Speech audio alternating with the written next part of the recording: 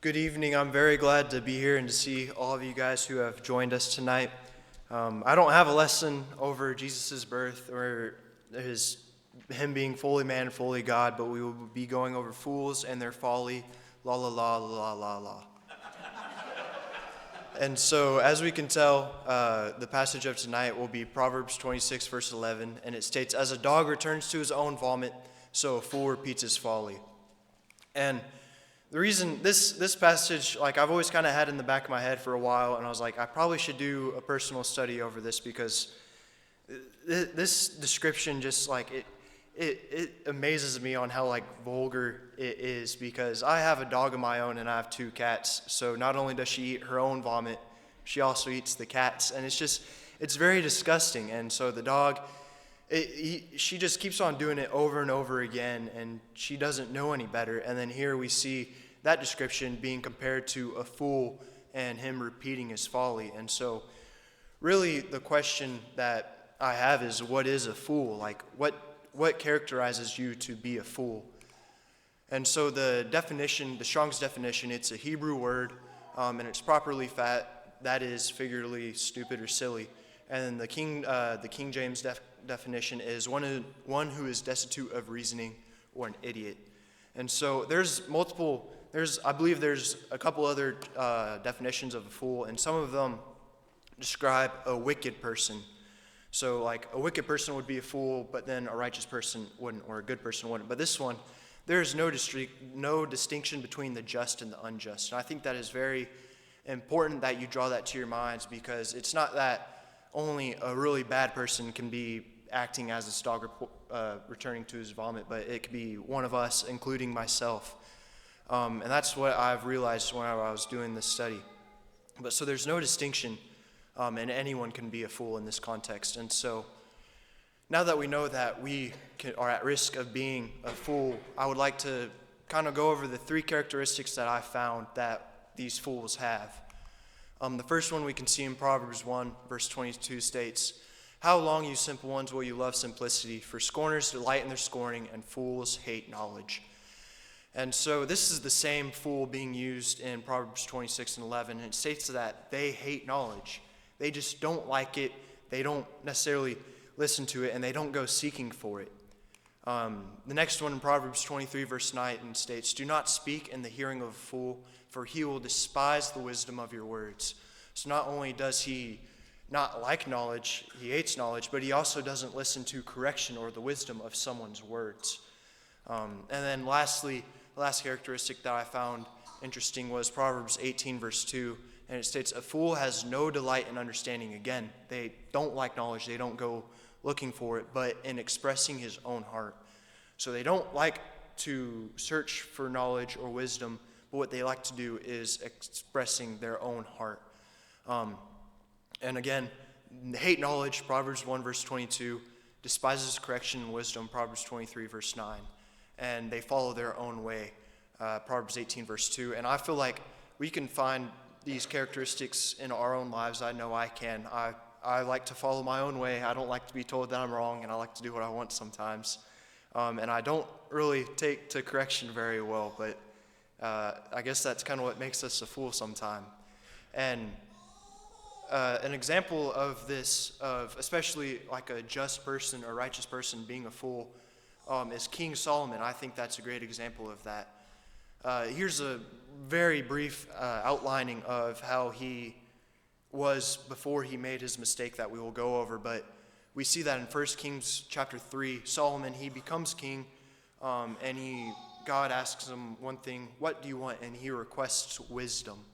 And so not only does God give him this wisdom, but he also gives him wealth and a bunch of just riches, and he just thrives.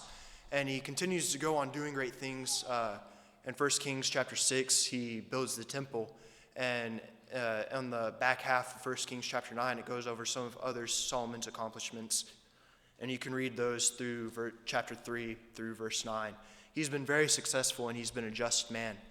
But we can see that in 1 Kings chapter 11, verse 3, it states, "But King Solomon loved many foreign women, as well as the daughter of Pharaoh, women of the Moabites, the Ammonites, the Edomites, the Sidonians, and the Hittites. from nations of whom the Lord said to the children of Israel, you shall not intermarry with them, nor they with you. Surely they will turn your hearts away after their gods. Solomon clung to these in love. And he had 700 wives, princesses, and 300 concubines, and his wives turned away his heart. And so I would just kind of looking at the structure of the passage, we see that King Solomon, he loved many foreign women.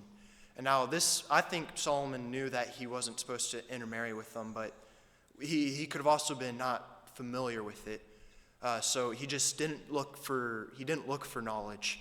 But then we see that in that passage, it states God's commandment, you shall not intermarry with them, nor they with you. And so here's this instruction that's been laid out. And I believe at this time Solomon has been aware of the commandment that God has given him if he wasn't before.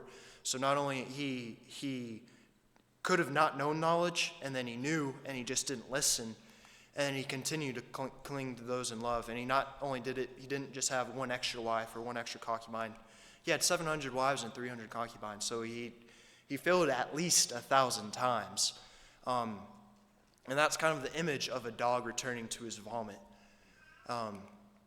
And so we can see those characteristics of fools being lined up in Solomon's actions in this passage. Is he hates knowledge, he loved foreign women, and then he despises correction/wisdom. He didn't listen to the commandment of the Lord.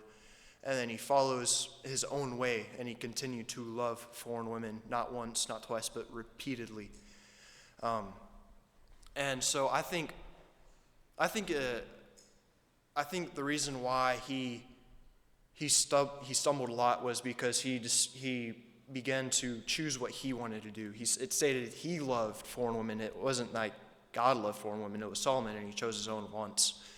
And I think a good point to cover is why can we not follow our self-wants, or why can we not follow our own desires as Solomon did? Well, in Romans chapter 7, verse 18, verse 9 states, for I know that in me, that is my flesh, nothing good dwells. For the will is present with me, but how to perform what is good I do not find. For the good that I will do, I do not, but the evil that I will not do, that I practice. And I think kind of these verses in Romans chapter 7 are kind of confusing because it has a bunch of I do's, but I don'ts, and I don'ts, and I do.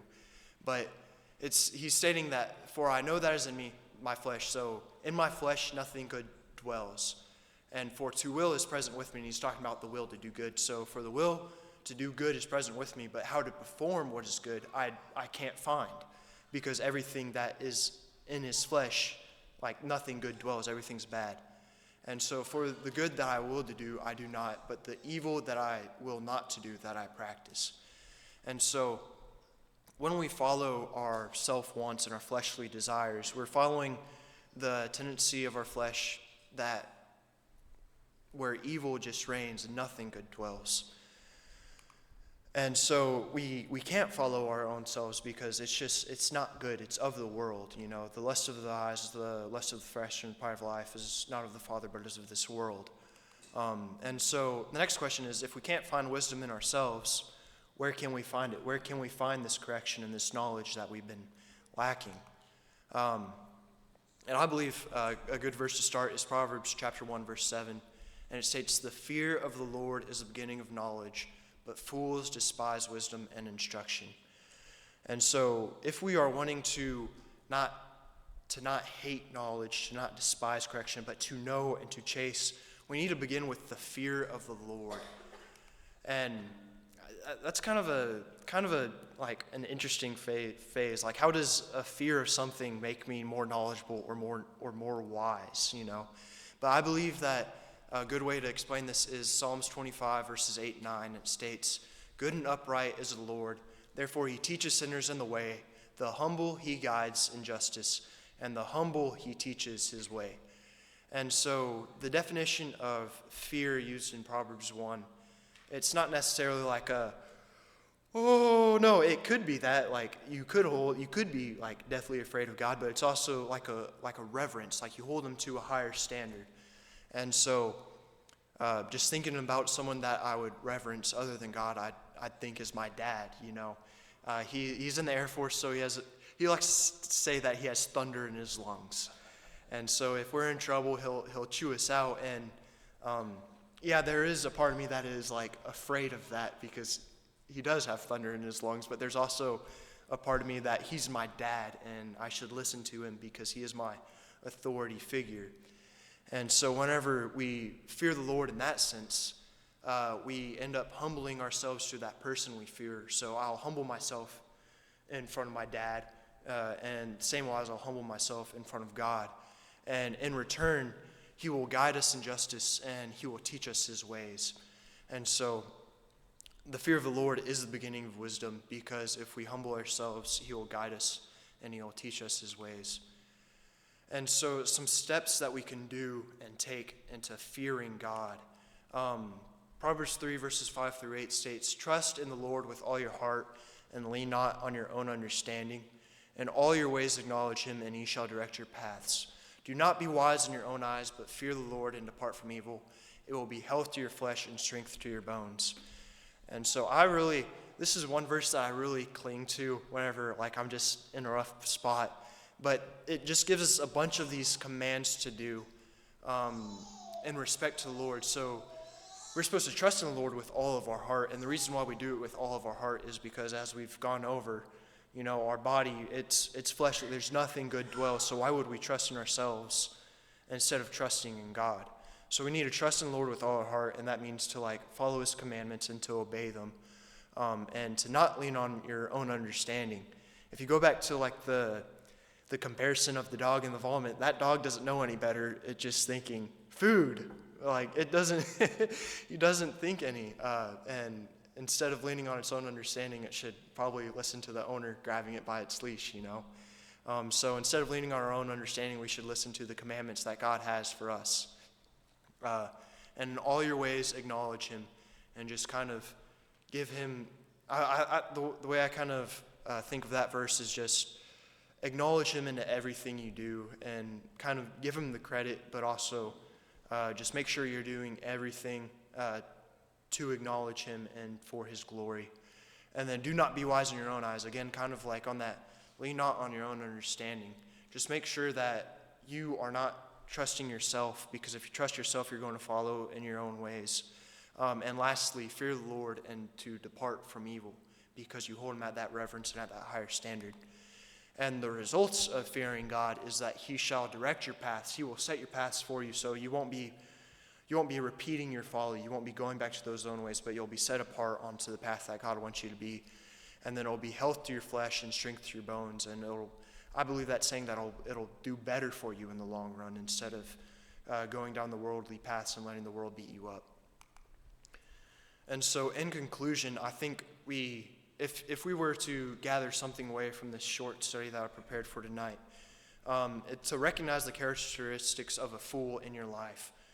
And so just kind of reflecting back on Proverbs 1 verse 22 on hating knowledge, if you come to a part where you have this wisdom and this instruction set out in front of you, do you find yourself to not listen to it or to despise it?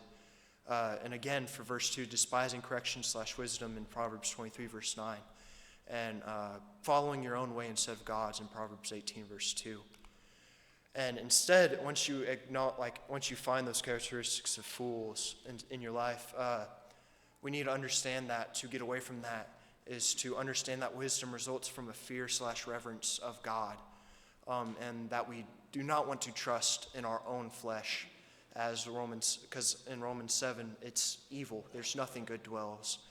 And so instead of trusting our own flesh, we need reverence and fear God, as Proverbs 1 verse 7 states, and then to trust in God's will and to not trust in your own eyes or lean on your own understanding. That's all I have prepared for you guys tonight. I hope that you all have found it edifying and have been able to take something away from this lesson. If any of you guys have felt the characteristics of fools in your life, we have this opportunity set before you to get prayers for the church or to partake in baptism. If you would, come forward as we sing the song of invitation.